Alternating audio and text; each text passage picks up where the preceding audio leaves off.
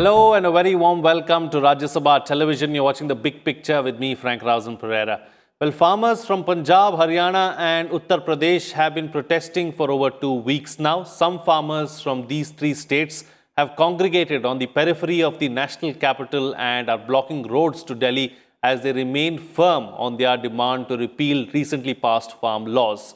Thousands of farmers along with trade unions and opposition parties have joined the protest. The government has assured the agitators that the new laws are for their benefit. However, farmers still fear that their livelihood will be severely affected.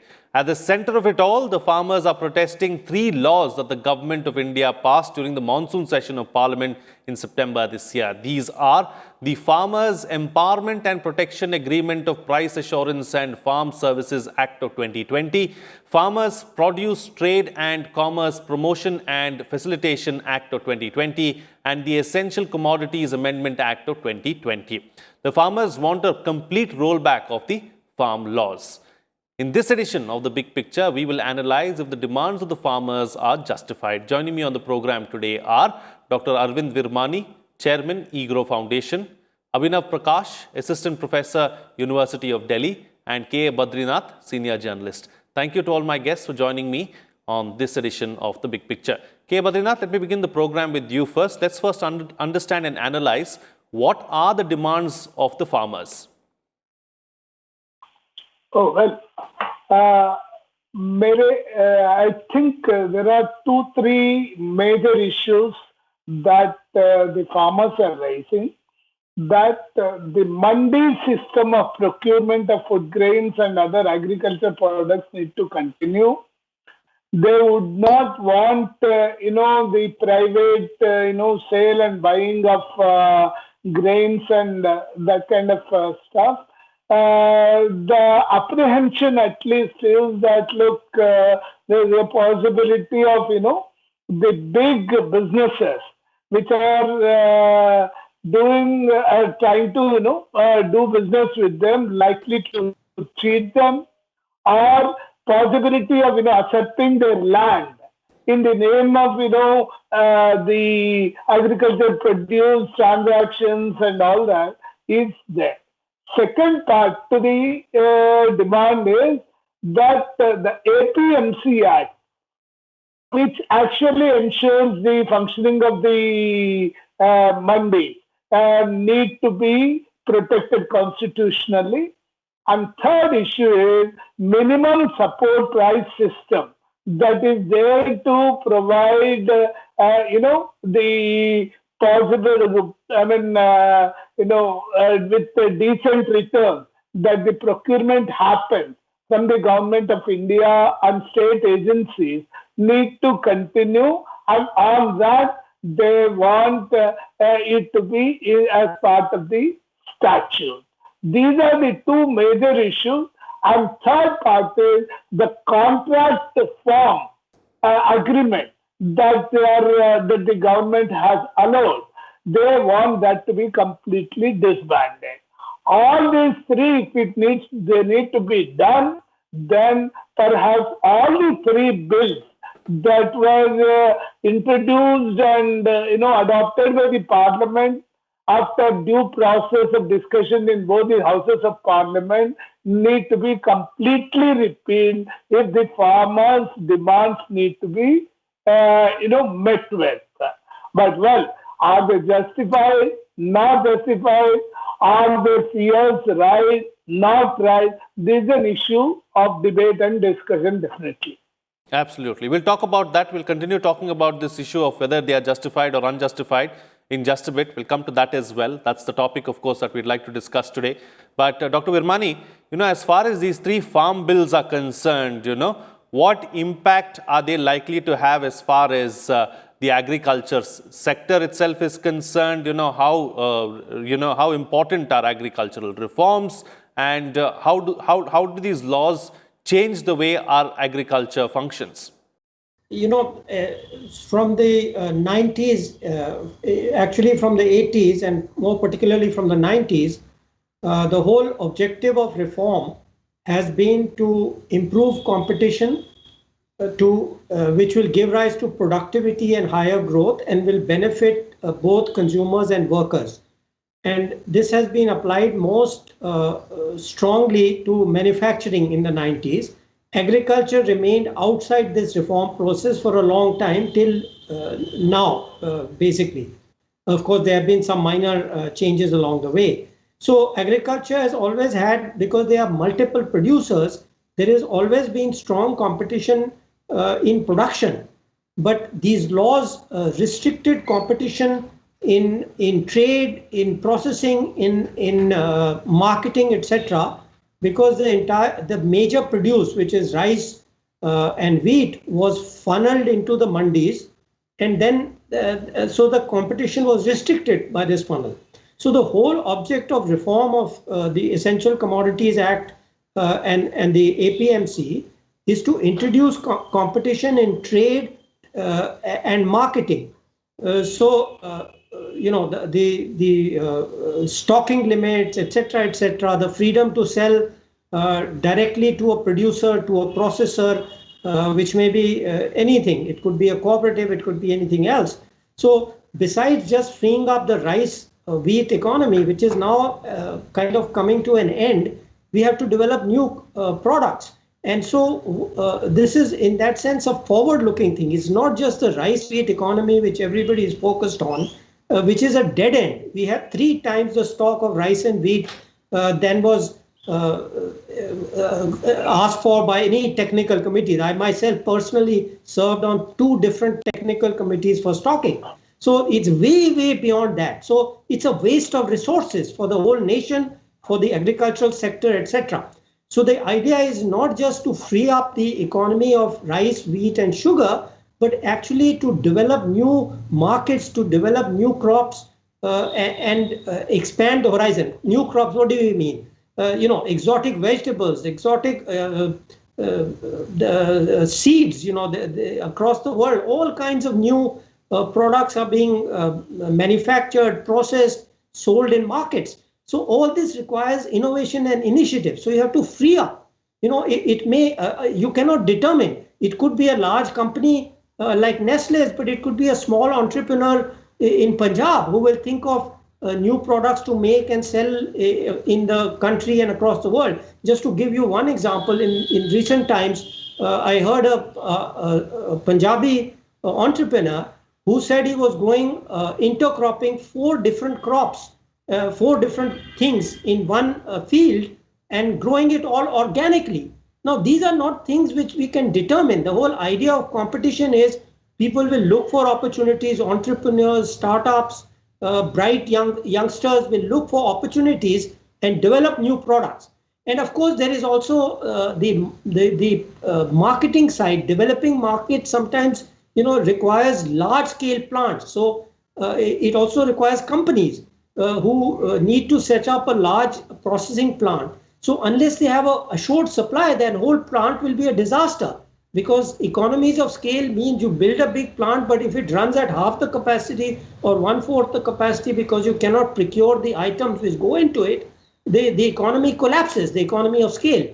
And you can't develop new markets without having a short supply of this output. You cannot say one day I will supply you, other day we are all out of it, etc.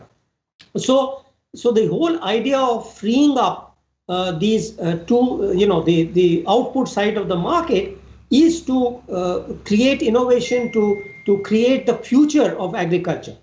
Absolutely. All right. So Abhinav Prakash, let me bring you in here. Now, as far as the demands itself are concerned of the farmers, are they justified? Well, Frank, that's a difficult question. I would say that the farmers are demanding that the government should repeal all the 3 laws in toto. And as of now, farmer unions are not willing to compromise or anything, despite the offers and suggestions given by the government. I think only thing wrong in the farm laws is that they're 30 years too late. When China started liberalizing its economy, they started by liberalizing agriculture first. And in India, we did the opposite. So in China, the grassroots prosperity created by the agricultural reforms gave widespread legitimacy to the entire reform process in China. Whereas we see that is lacking in India, and reforms, the economic reforms are seen as suspect because it has not being able to benefit the agricultural sector at the grassroots level. And the reason is that we never reformed the agriculture in the first place. So let's see, the first demand of the farmers is that the government should give the legal status to the MSP, the minimum support price. Now, the minimum support price was brought in the 60s basically as an incentive to the farmers to increase the production of certain crops like wheat and rice so as to attain food security. These are the incentives to the farmers. They cannot be given as a right to the farmer. Because see, what has MSP done today? As Dr. Birmani was talking, that we have more than 2.5 times the stocks of wheat and rice. We are doing overproduction because there's higher MSP on those crops. And what is MSP? It is an above market price. This is an artificially high price. It hurts the population which is not producing food grain. And majority of the population in the villages are not producers of the food grain or the net buyers of the food grain. Because majority of the population in the villages are not Kisans. They're landless laborers. They are the small and marginal farmers who also are the net buyers of food grains. So giving artificially high MSP hurts poor. It is burdening us with huge buffer stock of these crops. It is also leading to the destruction of the biodiversity. The Punjab used to grow variety of crops before Green Revolution, but now what we see, you only see the fields of rice, paddy fields, and the wheat fields, which has destroyed the biodiversity. It has also destroyed the water tables in the Punjab because the Punjab is an arid region, and because of the MSP and because of the APMCs, because we are procuring around more than 50% of our rice from Punjab. The water tables are getting destroyed because it's a very water intensive crop. So the cost of MSP itself is extremely high for the society, for the country as a whole, even though it might be benefiting a certain section of the farmers. And who are these farmers, Frank? These are the capitalist farmers which emerged during the Green Revolution because they hire wage labor, they work on the profit motive. Bigger farmers among them have moved on to become frontier class. They are the one who are the middlemen in the APMCs. They are the one who control trade and commerce. They are the one who are money lenders. Now they feel threatened that if the sector is opened up and the government-sponsored monopoly through the APMC is loosened, they stand to lose their economic and social power. So this is at the root of this protest. Their demands are not justified, and the kind of stand they are taking cannot be justified either on the economic logic or even on the social logic. The demand of the APMC, the government has said we are not going to shut down the APMCs, they will continue to function. So we need to understand that government has only given farmers the freedom to sell outside the APMC. They're not saying that APMC are going to shut down in the country. But that demand is also more based on hysteria and fear of what may happen rather than what has actually happened. The third demand about contract farming. You see, the Kisan unions have themselves been demanding the freedom to enter into contract with the corporates. If you go and see the manifestos of many of these Kisan unions, and the contract farming is already happening in the country. There's a large-scale informal contract farming happening in Bengal, in around Delhi. The law simply recognizes it, make it legal, provides mechanism, protection for the farmer that your land cannot be taken away. You will have no penalty if the contract is breached, or there's a dispute resolution mechanism. So even on that account, the apprehensions the farmers are expressing are not grounded in reality. They are more of an apprehension of what may happen. The last point is about dispute resolution mechanism. I think they have some point there that they should be given the freedom to approach the court. But I think there is no bar on you approaching the court, but the bill itself says that you resolve this dispute at the local level because we know how the judiciary function. Our judiciary is overburdened with the cases, and once the case go to the judiciary, it takes years and years for the dispute resolution. So, but they have something that we should have the final appeal in the court. I think that's the only demand which can be justified. Otherwise, all other demands, I think, are really not justified, certainly not realistic. So I'd like to take 2 points forward that Abhinav has just made. Let me take one of those points up first with K. Badrinath. Badrinath, as far as the issue of the of this particular stalemate is concerned, clearly the government has blinked first. It has said that it is going to take several of the farmers' demands into consideration. But the only thing is, they're not going to repeal the laws. At least that's how things stand right now. But the farmers seem to be adamant. They just want one thing, that the laws need to be repealed. So is there no middle ground really? So, well, I heard what Abhinav was saying. Uh, in fact, the center can do very little about APMCs as such, because the mandis are governed by the states, and different states have different laws that govern the mandis. For example, in Kerala you don't have mandis at all, and the left parties have been demanding that the mandi system should continue. For example, in Tripura, you don't pay any MSP at all, and Tripura, the entire procurement is done by private parties.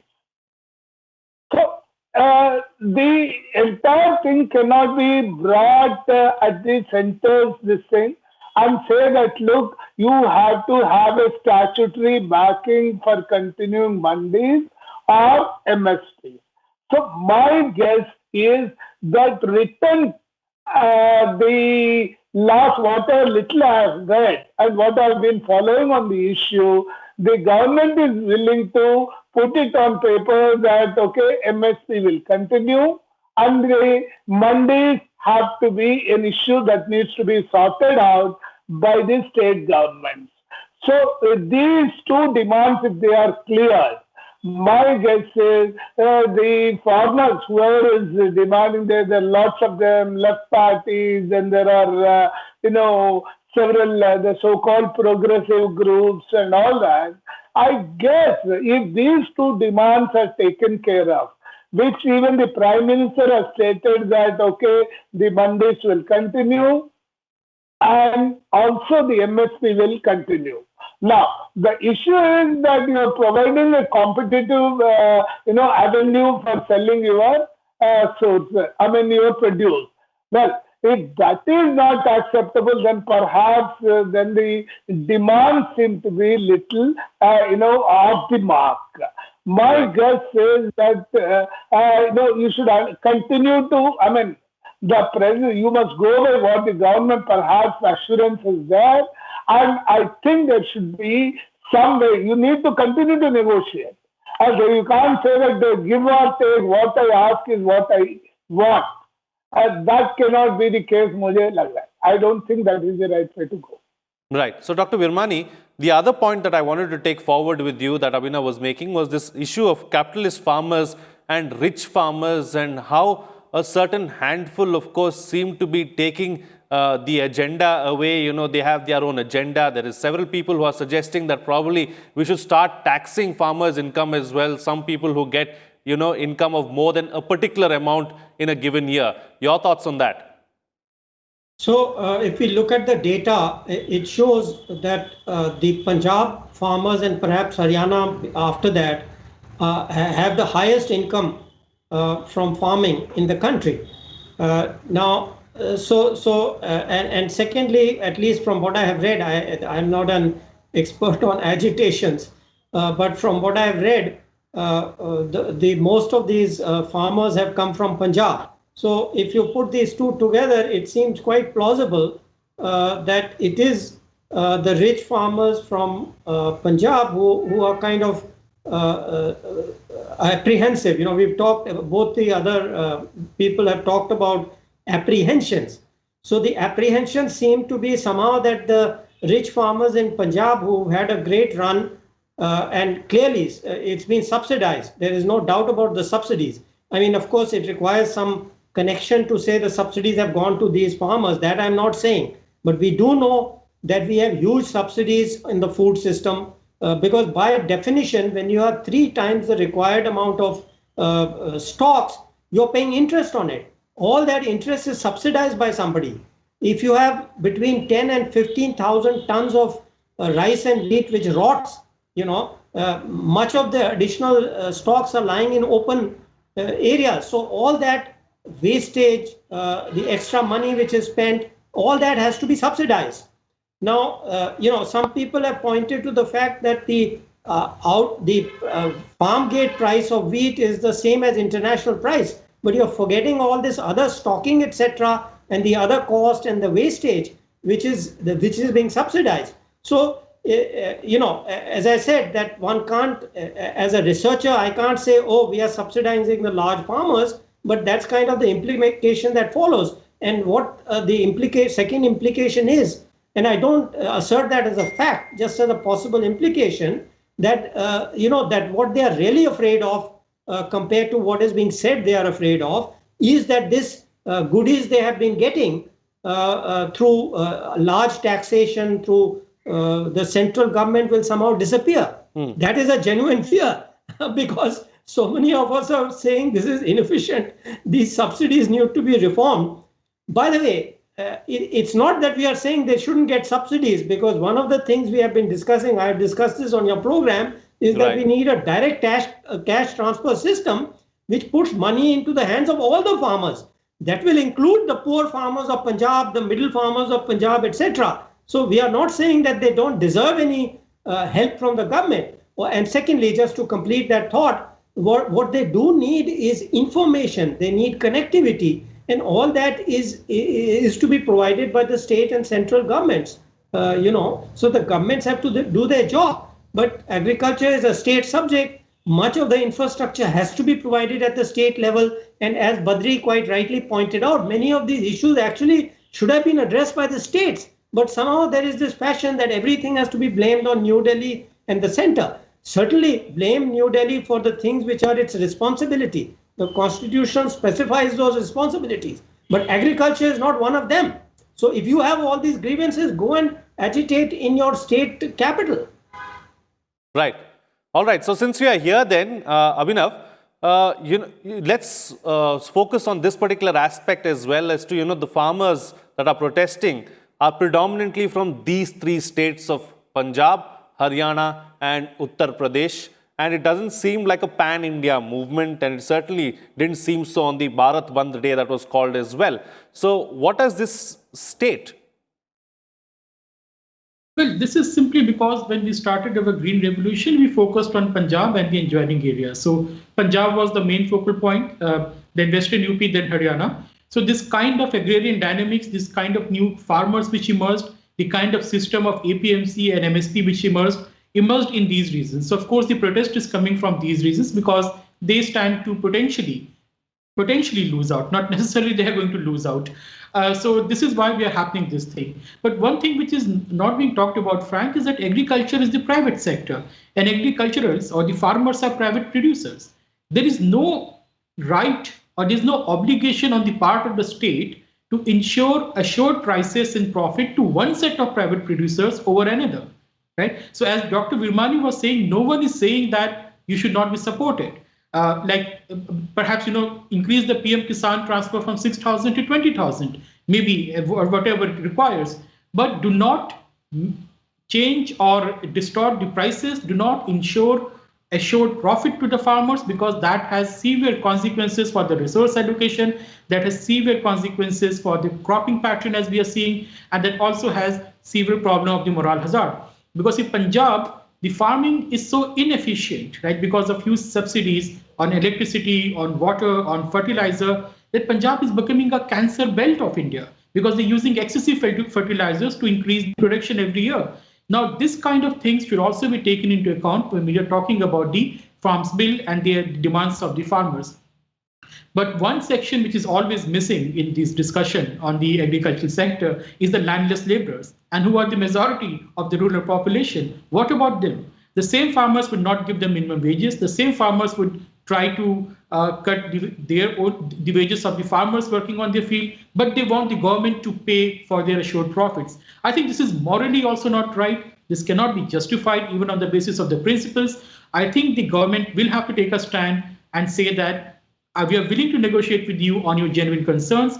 We are give you assurance on whatever kind of fears you have, but we are not going to roll back the core provisions of the law. And in the long run, I would suggest, Frank, that we should get off the MSP altogether. So we should have a long-term gliding path that we should start cutting down on the MSP and perhaps replacing that with direct cash transfer, which is less distorting and more beneficial for the farmers and the entire country as a whole.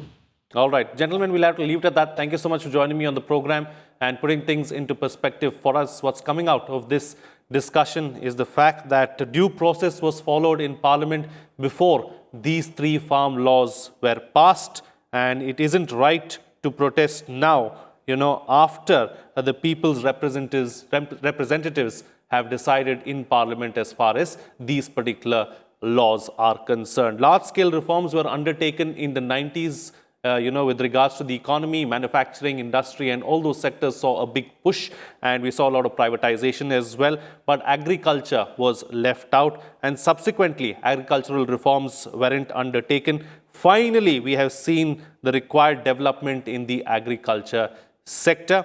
The only thing wrong is the fact that these reforms have come 30 years too late, is what the panelists are suggesting.